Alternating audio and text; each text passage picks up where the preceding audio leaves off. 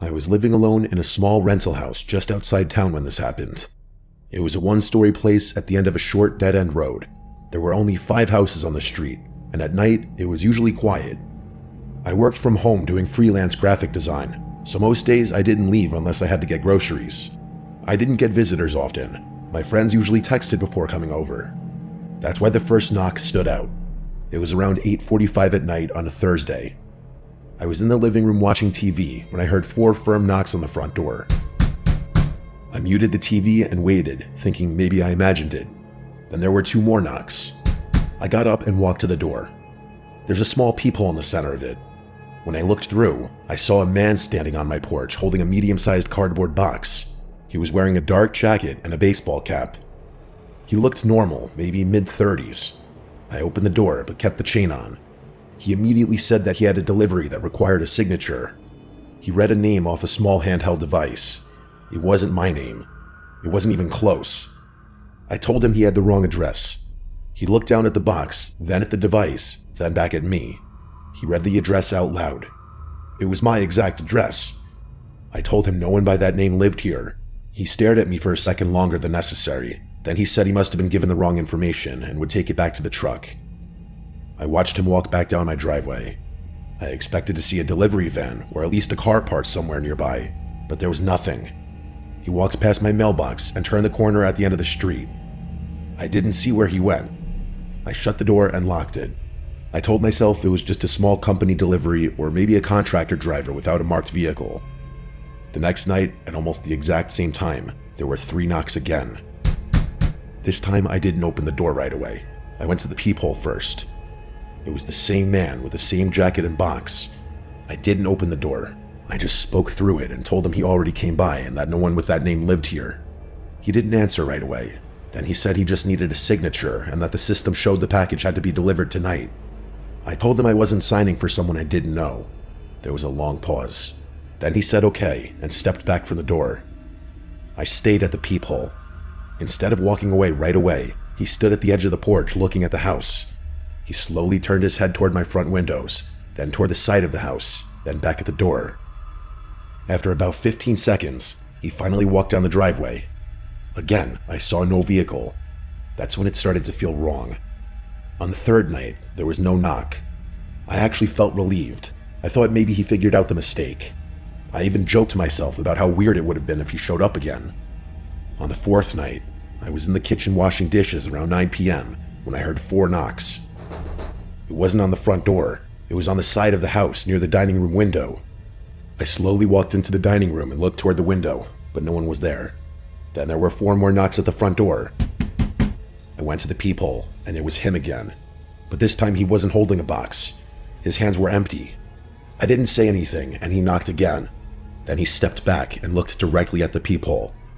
I stepped away from the door so he couldn't see movement, and I didn't make a sound. After about 30 seconds, he turned and walked away. I waited 5 full minutes before checking the windows. I walked around the house with the lights off and looked through the blinds. I saw him standing across the street near the tree line.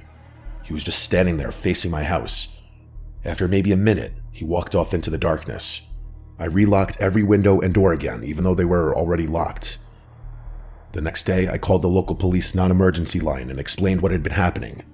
The officer I spoke to said it sounded like someone trying to verify occupancy. He said sometimes burglars will knock to see if someone answers before trying to break in later. He told me to install cameras if I could and to call 911 if the man came back. That night, I left all the lights off in the front of the house and stayed in my bedroom.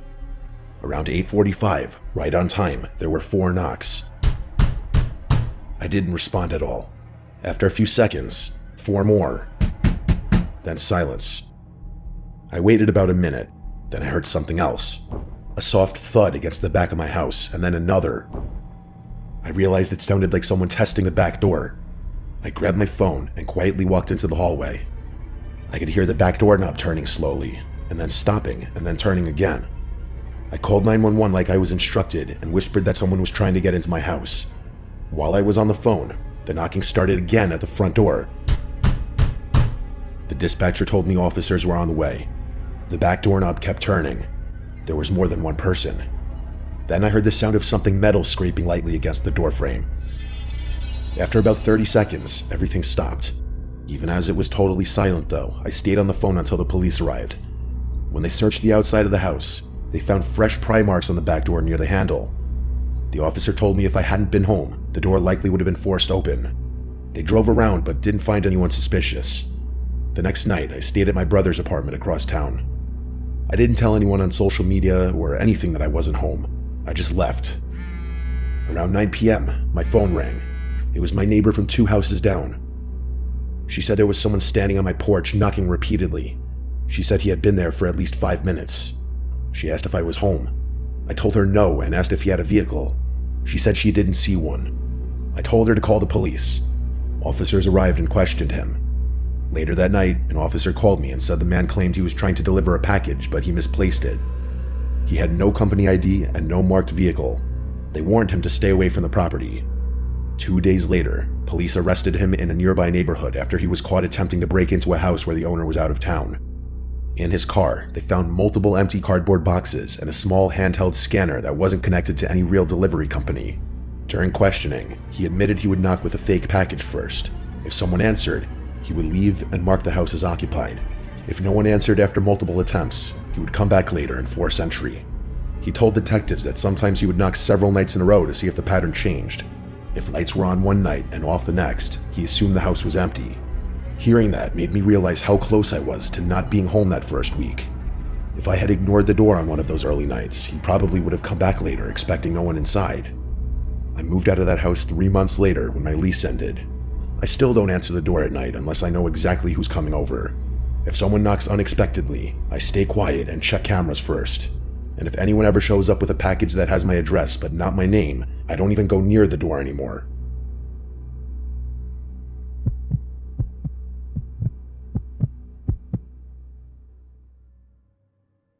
This story starts in the lead up to Christmas. To set the scene, I live near Glasgow in Scotland.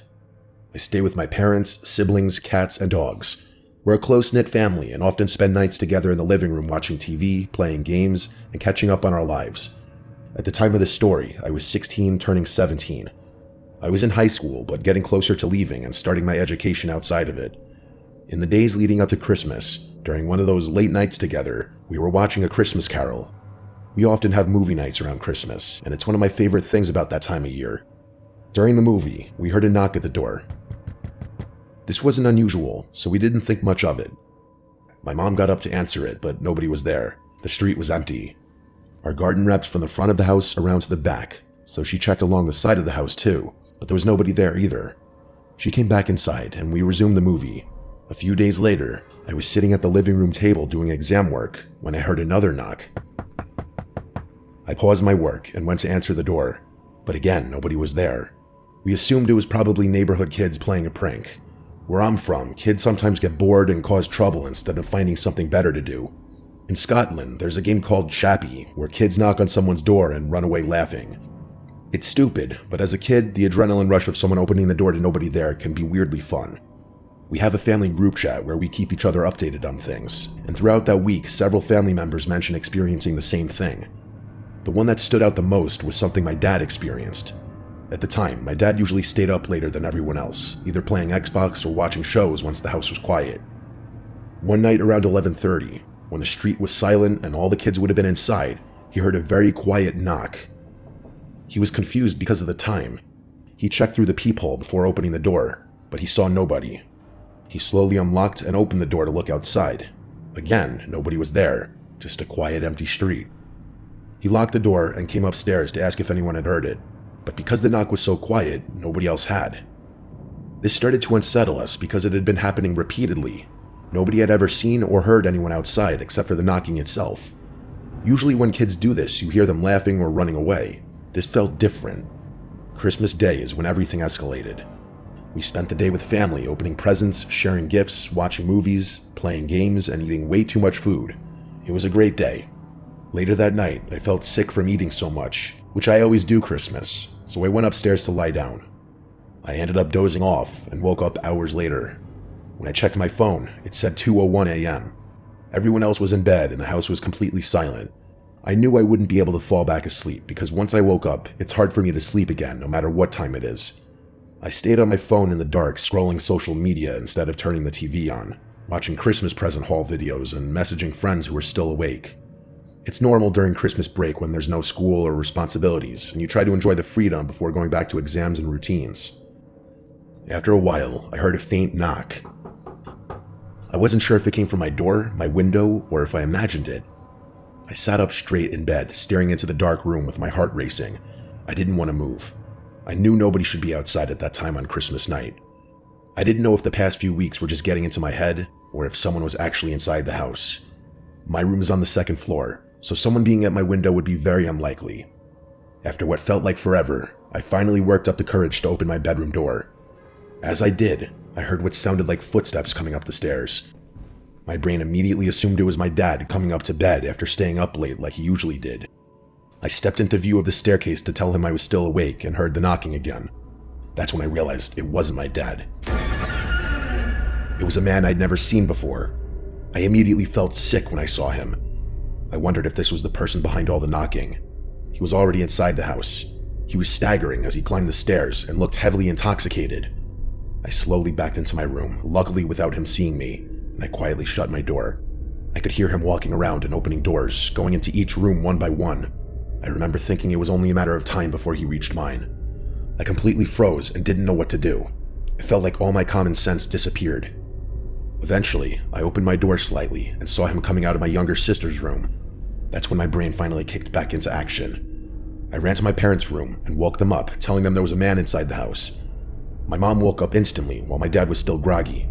We went downstairs together and found the man passed out on the couch with my dad's beers opened and scattered around him. My mom shouted at him to get out. He woke slightly and angrily insisted the house belonged to him. We tried to get him up, but he was completely dead weight. My mom slapped him trying to wake him, but he barely reacted.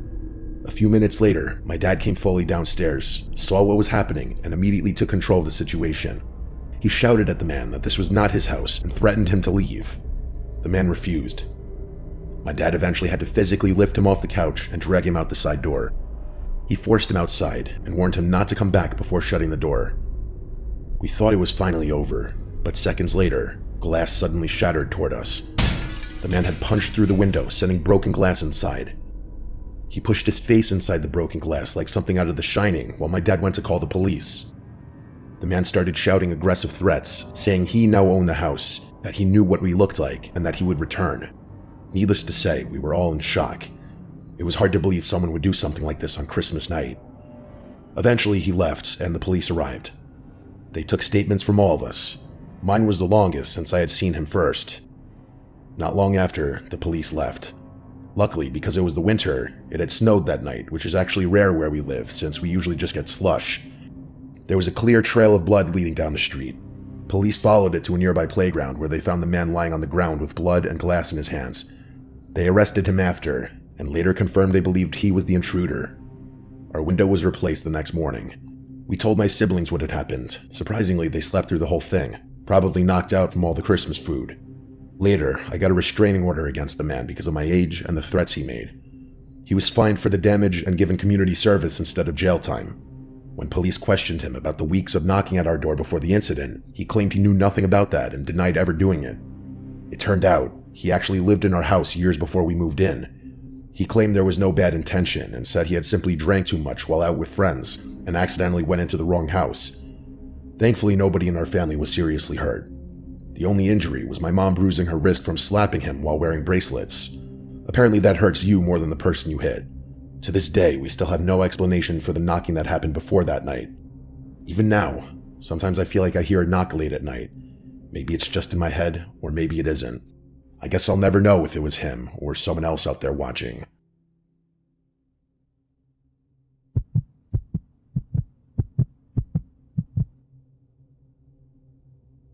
This happened around 2010 when I was about 6 years old. My family and I were living in a small neighborhood in Springfield, Oregon. It was my older brother, sister, my mom, and I, as my dad was deployed at the time. I was really close with my dad and always took it hard when he was away. Late one night, I sat on the porch with my mom while she smoked a cigarette and we watched the rain. While we were sitting there, cold but enjoying the rain and each other's company, we noticed a man walking in the middle of the road. He was wearing one of those oversized yellow rain jackets. It immediately caught both of our attention because it was pouring rain really late and there was no one else usually out at that hour. We sat there watching him as he began walking slightly toward our driveway.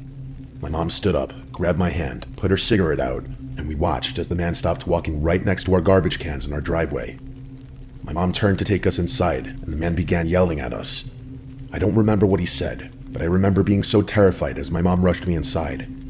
As soon as we got inside, my mom locked the door and turned off all the lights. At that point, I was terrified, and of course, being a kid, I started crying. My mom rushed my siblings and I, shushing us, and we all went and laid in my parents' king-size bed together as we were all a bit worried. But nothing else happened. There was no more yelling or noise or anything, so we all drifted to sleep. That night, I had a terrible nightmare I can still picture to this day. It was of a man in a big yellow rain jacket peering through our window. I woke up terrified and crying, literally shaking my sister awake just so I could tell her I was scared. I have no idea how much time passed. My sister got out of bed and walked me to the bathroom that was attached to the bedroom. She shut the door and spoke with me while I cried, trying not to wake my mom or brother. But while we were in there, we suddenly heard banging. Loud banging on the front door. My sister burst out of the bathroom and started shaking my mom awake without saying anything, and naturally, my brother woke up from the sound too. I sat terrified in the bathroom while my mom motioned for my siblings to join me in there. We watched her walk out of the room toward the front door. My siblings and I were all crying, scared out of our minds, as this man was still repeatedly banging on the door. My mom must have been trying to find her old BlackBerry phone, but seemingly failed, because when she came back, she didn't have it. That meant none of us could call the police since this was the only phone in the house. We sat there in silence listening to the man, who was now screaming and yelling for us to let him in while still banging loudly on the door. It was honestly a really hopeless and fearful night. It was just the 5 of us with no phone to call the police, and my dad, who is normally our protector, was gone. We sat there on the floor huddled together, freaking out and praying our neighbors would call the police, but nothing happened. Eventually the man left, but no police ever came. What was strange is that it was a small neighborhood where everyone lived close together, and our house specifically was a duplex, so how not a single neighbor heard this and called the police is beyond me. Eventually, we went to sleep, and everything was okay for a while, but not even a few weeks later, still just the 5 of us at my home, my family woke up to my front door wide open, along with a window open and a huge hole cut into the window screen. My mom immediately called the police. There were lots of random items missing, including my piggy bank filled with all my holiday savings, along with random items around the house. But the most disturbing thing missing was a giant vase filled with cash and coins that my family had been saving for months. The sickening part was that it had been on my nightstand right next to my bed where we were all sleeping. This was a long time ago, and sadly my mom has since passed, and my dad wasn't there when it happened, so I'm not really sure what other details I might have missed. I do know that the intruder was never caught. I also don't know if the same man who was harassing us that night was the same person who broke into our house weeks later. It could be connected or it could not be. I do know that none of us were harmed, which makes me feel like maybe it wasn't the same person, because that man seemed really aggressive for someone who just wanted money. But on the other hand, I later found what looked like the same giant vase sitting on the porch of a neighbor who was a man that lived alone and that we never really saw. So honestly, who knows?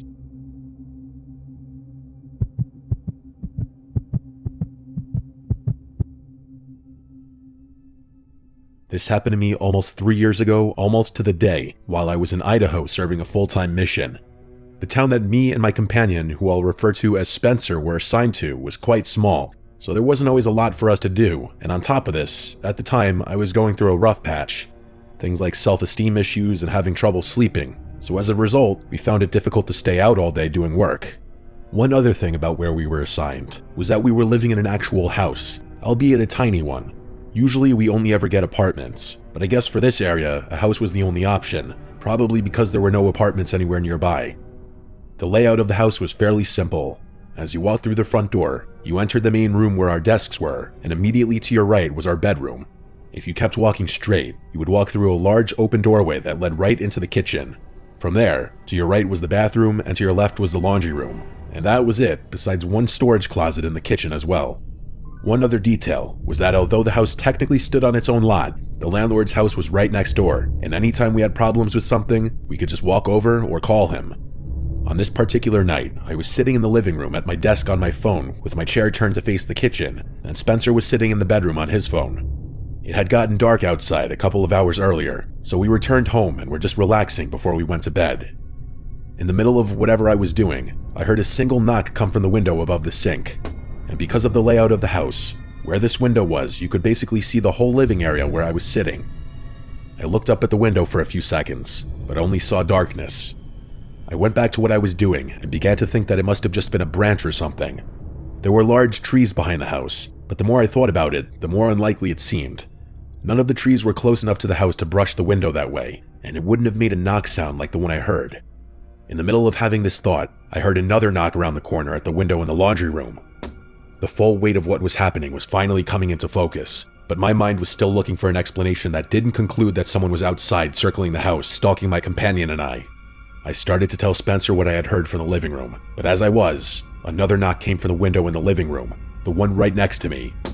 I didn't see who it was on the other side, and I didn't want to. I jumped up and ran into the bedroom and locked the door. I asked Spencer if he heard it too, and he said yes. We started debating what to do. All we had for weapons were a couple of knives, and we didn't know how many people were actually out there, or if they were armed, so going to confront them on our own was out of the question. During our discussion, the knocking sound moved from the window in the living room to the front door itself, and we were getting more and more freaked out.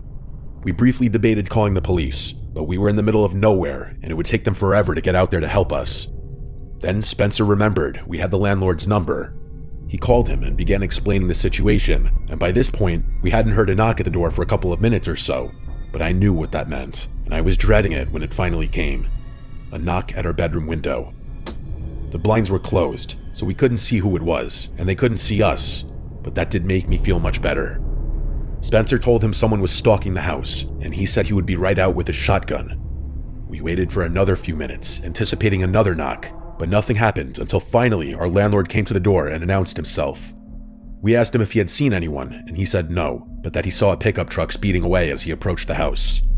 I asked if he had gotten a license plate or any other features that could help the police, but he said they had already been too far away for him to see anything. Spencer and I grabbed our flashlights and circled the house with him.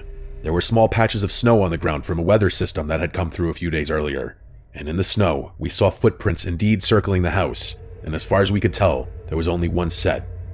We debated calling the police, but we knew that they wouldn't be much help in tracking the guy down. The landlord said to call him again if the guy came back, and with that, we went back into the house, locked everything down, and tried to sleep, but we couldn't. The first thing that came to mind was other missionaries playing a prank on us, but if that was the case, then why didn't they reveal themselves or say gotcha or something like that at some point? Also, it was past curfew. Everyone was supposed to be home, and the closest missionaries to us were at least 20 minutes away. The other possibility was that it was some teenagers from the ward playing a prank, but that didn't seem likely either, especially afterwards, because again, they would have come back and started laughing at us, and there was only one set of footprints we found. If it was a prank, I feel like that would have been a group thing to do. After the fact, no one ever fessed up when we did some asking around, so to this day, we still have no idea who was outside or why they chose to harass us. But the scariest thing to me wasn't the knocking or how the only thing separating us from him was a thin layer of glass, but the fact that I likely looked right at this guy when he first knocked on the window in the kitchen and didn't even know it. From that day forward, my sleep only got worse, nothing worked, and my own personal issues did not improve either. I'm not sure I'll ever go back to that house.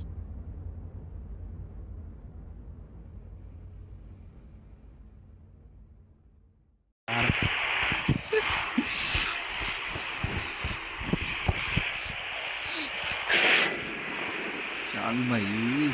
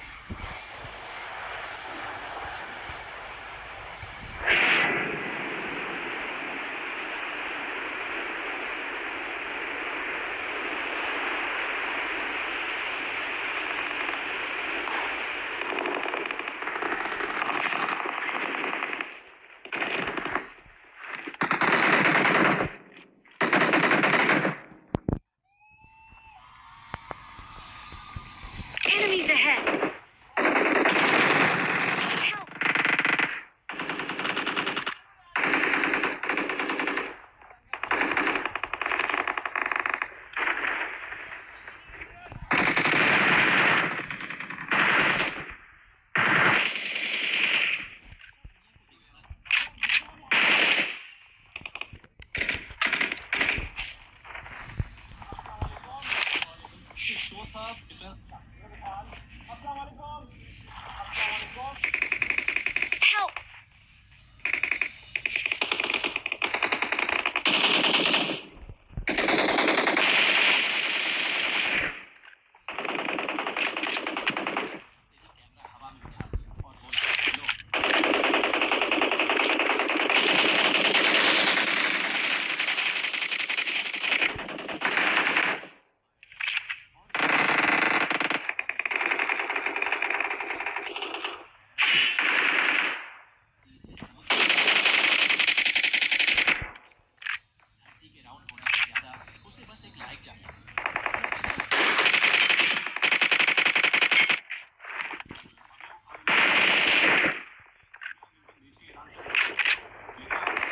Awesome.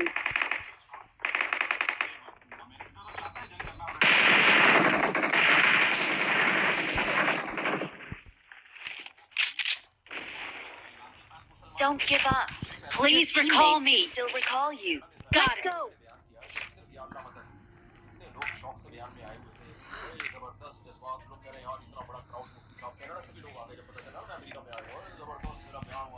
Shukriya. Awesome. होशियार रहना. Okay. I'm recalling a teammate. Thanks. Help!